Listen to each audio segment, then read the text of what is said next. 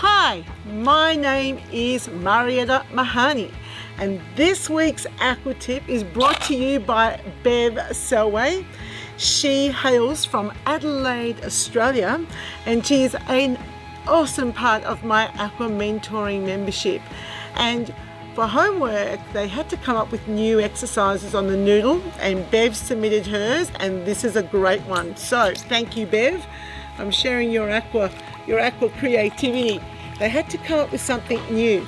So sitting on the noodle, this way or underneath the buttocks. So this is what she came up with. So the noodle is this way, both feet are off the bottom of the pool, and you're kicking. Now, you actually grip the noodle from behind you with one hand, and the other hand is not gripping the noodle at all. So you've got one free hand, and this one's gripping the noodle pretty firmly, and your arms are moving in and out while your legs are kicking up and down together. Now, this is a very interesting exercise because there's a level of instability on the noodle, and the only way you can sort of stay stable is by using this hand quite a bit. And so it's this arm that's getting the big workout. Yeah, I'm using my arm on this side, so there's a bit of strength required here, but it's actually this arm that's doing most of the work to keep me stable and keep the whole movement happening. So in and out. So it's not what you would expect when you look at an exercise like this. And if you're using the free hand correctly, you'll stay on the spot. If you don't, you'll move, and that's really interesting. Now, I find that interesting because that's a really good pickup for you as an instructor if someone's not working hard enough on that side, and you can communicate that to your clients. Now, this is obviously an exercise that can be done in any depth water, and to switch over, all you'd need to do is perhaps do something, you know, where you're alternating legs, reach around, maybe it's not that easy, reach around, get the other side.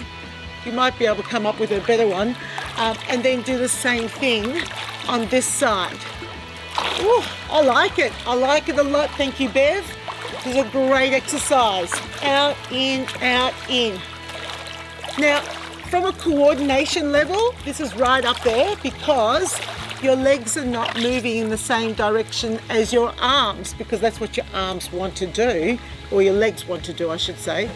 But I think it's a creative way of utilizing the noodle in this sort of seahorse position. And I think that often we do these, you know, let's paddle up and down the pool and go back. Oh, I've got the rogue vacuum cleaner that's getting in the way now. It's been chasing me around the pool for this whole hour.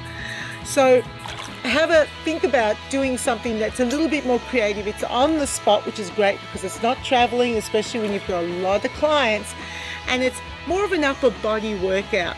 So thank you, Bev. I like it a lot, and thank you for letting me share this with the rest of the aqua community. And that is this week's Aqua Tip. That pool vacuum cleaner had been chasing me around the entire time. I'm going to give her a name. I'm going to call her Martha. And so Martha was just sort of like around me the whole time. And you can see it coming from the back. Anyway, I digress. You're here for the Aqua Tip, not about what it takes to record these things. And to demonstrate this, you'll just need a chair. Now, may I make a suggestion? Putting yourself on this and then sitting down is really an unpleasant experience. I don't know if you've tried. I'm not going to demonstrate that. So the way I do this is I actually thread the noodle underneath the chair. Now it's a little bit more comfortable, but it does make it a little bit hard to reach around and grab it. So, you know, the chair that you end up using is going to be important. Of course, if you're using a stool, it's a little bit easier. And with this chair, I've got it here. So what I might do is actually thread a little bit more down, even though it's standing up in front, but it won't make any difference because you don't need to hold on to the front of it. So remember that you get them into this position, they're going to be kicking both legs here. To demonstrate it, squeeze your legs against the noodle so that you can use both arms to demonstrate the exercise. Of course, if you allow your legs to spread apart, the noodle's going to move away, right? So you're going to have to use your adductors for this demonstration. Okay, so you've got a little bit more behind you, you've got both arms going in and out, kicking the legs to the front, and as I mentioned in the pool, they should stay on the spot, which is great when you have a class that can't really travel because of the number of people that you might have. This can be performed in any depth, right? And really focus on teaching them what to do with this hand. So open fingers, palm going back, palm going forwards.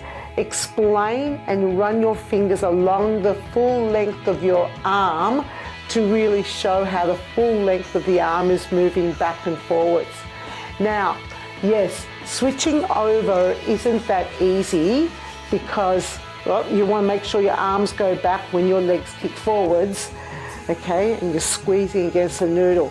So switching from one side to the other actually isn't easy because you've got to try and grab the noodle from behind you again. But you might want to do something where they're actually doing something where they're taking their arms from side to side, for example, and then what they do is they take their arms out, grab hold of the noodle, and it needs to be underneath the armpit so it's an overhand grip, and then away they go on the other side.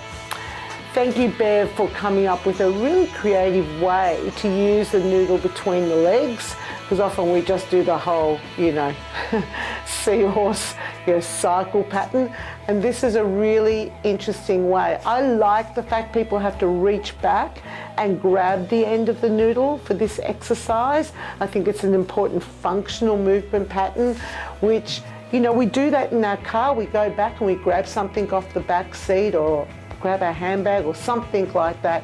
So I think it's a very functional movement pattern to include in an aqua class. If you haven't already subscribed, make sure you hit that subscribe button and the notification bell to make sure that you're up to date with all the latest aqua tips. And that is this week's aqua tip.